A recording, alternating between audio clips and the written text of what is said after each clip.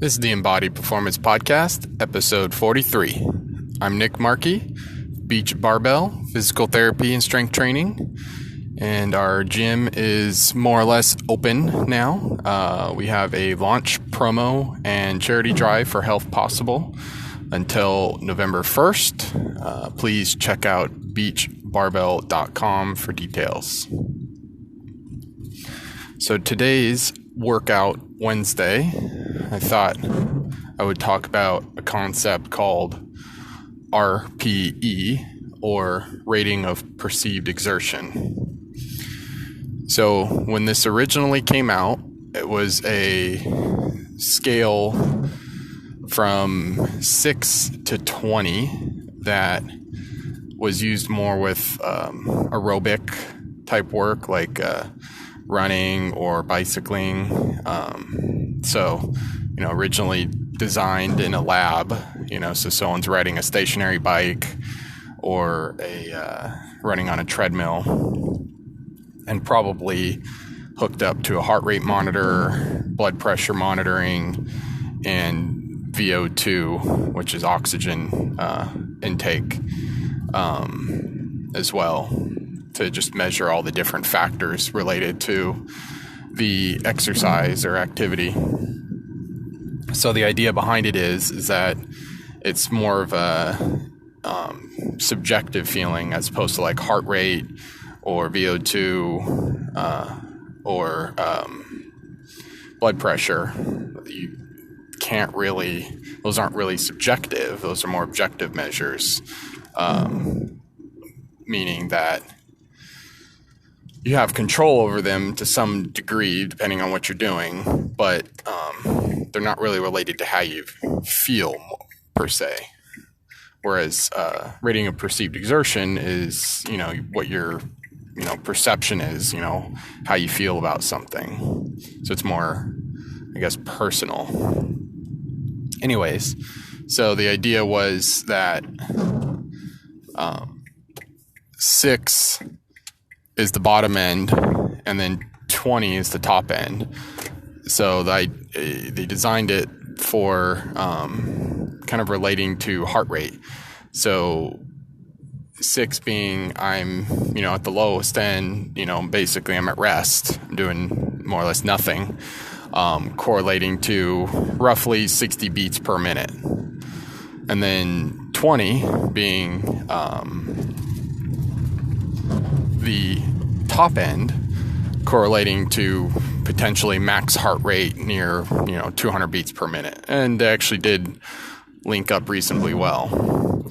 Now, a scale of 6 to 20 is maybe somewhat confusing just for the regular person to use every day. So then they adapted it to a 1 to 10 scale, where 1 being taking the place of 6 prior. So 1 meaning I'm at rest, doing barely anything, if anything, and then 10 being, this is the max I can do, I can't do anymore.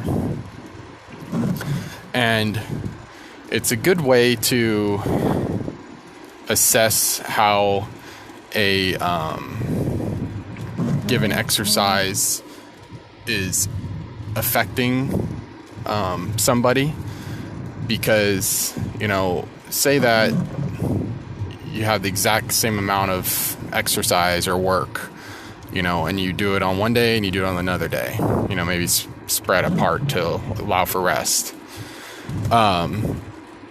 If somebody is just not feeling well one day, it's very possible that rating of exertion is going to be a lot different compared to the day where maybe they're feeling better, given all the other things are the same, the same amount of exercise and intensity and effort. So what this is helpful for, now it's been being applied to like weightlifting, is it's a way for you to what they call auto-regulate. So auto meaning self, and regulate meaning monitor or alter, maintain kind of thing, your workouts into taking into account, how you're feeling that day. If you're feeling low energy,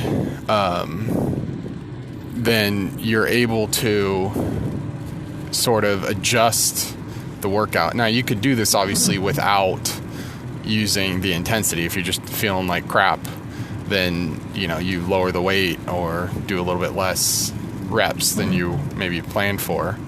But this is just another a good way to sort of assess how things feel and affect us.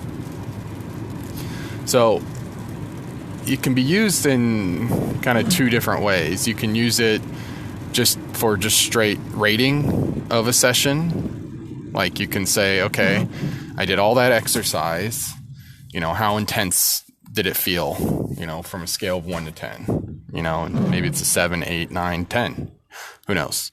Whatever you score, you score. You could also, get even more granular with it and maybe take each particular exercise and maybe give like the last, you could give each set, like if you do multiple sets of the same exercise, you can give each set a rating 1 to 10, or you can give like the last set a rating. This could be a way to start developing perhaps better awareness of, what you're doing and how it's affecting you. So it's just getting you to think a little bit about your body and how you feel, which usually isn't a bad thing.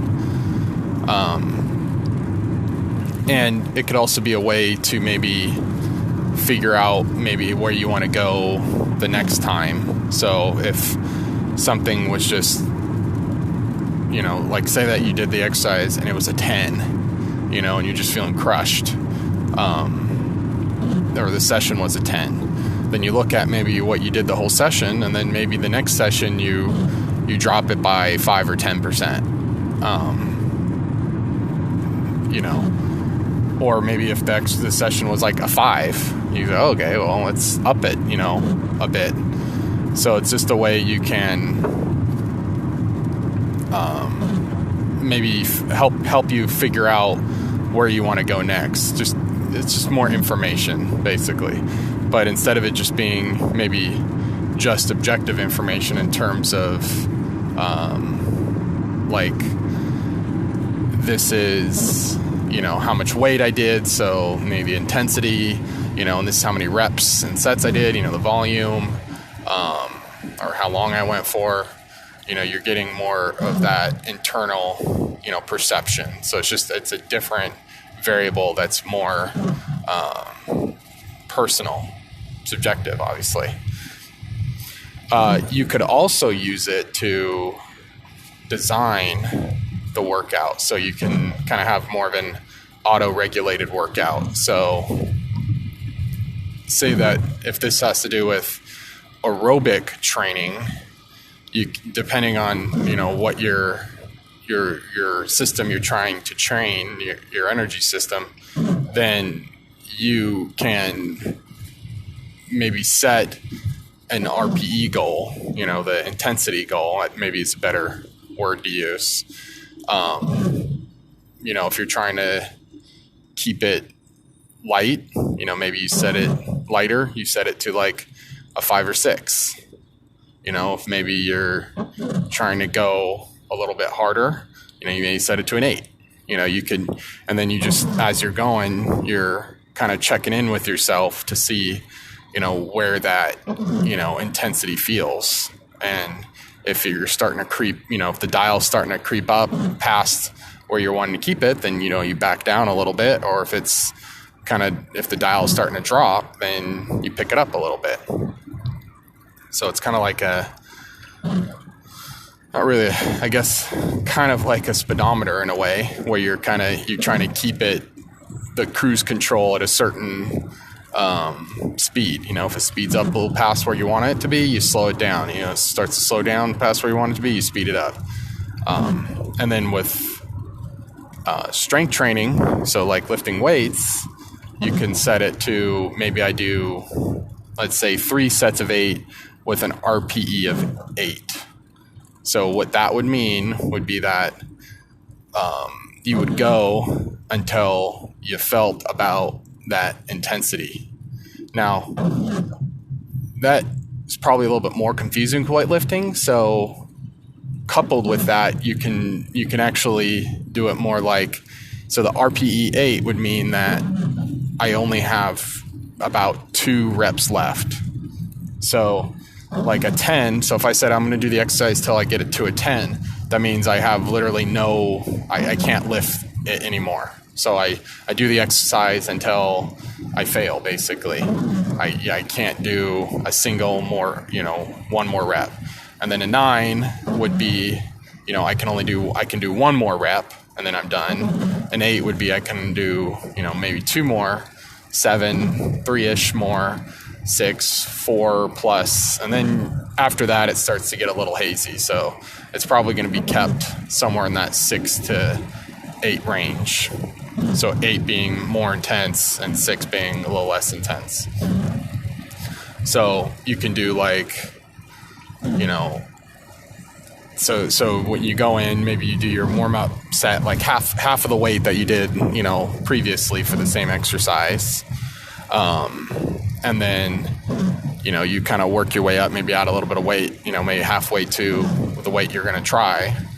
And then you try that weight and you see where it goes in terms of, if your target was 8 reps total, you see where you felt. So if you get to 8 reps and you felt like, wow, I felt like an RP of 6, well, then you say, okay, I'll add a little bit of weight, maybe just a little bit of weight, and then test the next set. And then same thing, you just kind of either add, or if you got to 8 and you felt like, wow, that felt like I had nothing left after that, then you might drop the weight. You drop the weight a little bit to try to adjust to that RPE target.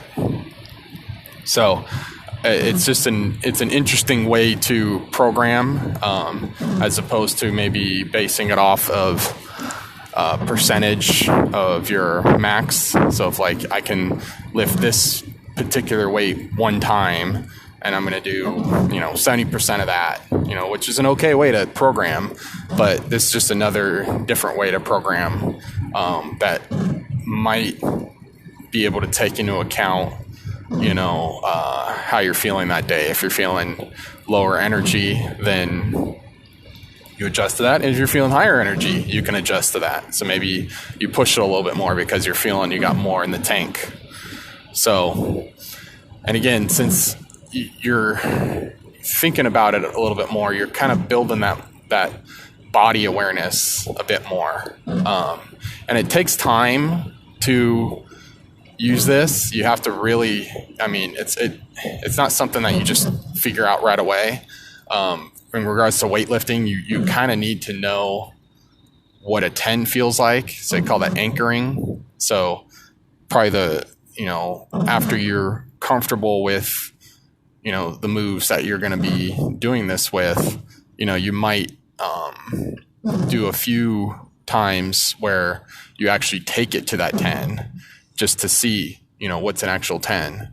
Like, so you go, okay, so I'm going to pick this weight and I'm going to go to, 10 reps and then see how it feels. Okay, you get to 10 reps and you go, well, it feels like I might have 2 more. Okay, do 2 more. And then you get to 12. And so you're like, okay, well, actually it feels like I might have 2 more. And you do 2 more. And maybe you start to slow down. So once the reps start slowing down, you can't push it as fast. Then you're kind of nearing that end point. So then you say, okay, well, let's see. Maybe I got 1 more. You do 1 more. And so you're at 15. Because we started at 10, then added 2, then added 2, now we're at 1. So now, say they're going really slow. So like, you know what? Maybe I can do 1 more. You try 1 more and it doesn't go. Okay, so 15 was our end point. And that was, so that would be your 10 for that weight. So then, now you can mark that down. So now at least from that day, that's where your anchor point is. So in the future, you have a good place to start in terms of deciding, weight. So you say, okay, if that's my 10, then next time when I'm thinking of an 8, I'll go a little bit less than that weight and then see how it goes. And then obviously if it's feeling too easy, then you adjust up, each set till you get to the right amount of intensity feeling.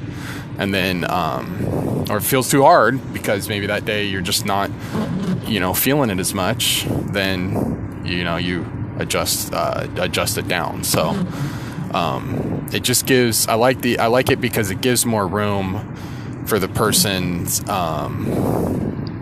what they're feeling, what they're going through. Lifters used to call this kind of biorhythms. You come in some days, maybe everything is going fine. Your nutrition's fine, your sleep's fine, your stress is fine, everything's more or less going well, but maybe you just don't feel good today, whatever reason that is, random things that change in life, so you just adjust, you kind of had to adjust to it. So this is a way for, instead of maybe just going to failure with every weight, you can kind of figure out a close to failure stop point in terms of lifting, where you're pushing it but you're not over fatiguing it. And then what that allows you to do potentially is more overall work over that week, and then hopefully that provides better stimulus in terms of gaining strength and muscle. So all right, so that was RPE. I've been adding a little bit more writing in terms of episode description, so it's kind of turning into like podcast plus mini blog. So for people that prefer written versus listening. So anyways, again, thank you for listening. If you can do me a favor, and if you're not already subscribed, please. Listen every day, Monday through Friday. Give it a rating or review wherever you listen to. And also share it with somebody, so I can try and help grow this and get the information out there, try to help people. All right. Well, I'm Nick Markey, Beach Barbell Physical Therapy and Strength Training, Wilmington, North Carolina. We got our gym more or less open, and launch promo and charity drive for Health Possible until November 1st. And you can check out beachbarbell.com for more details. Thank you very much for listening, and I hope you have a great day. Bye.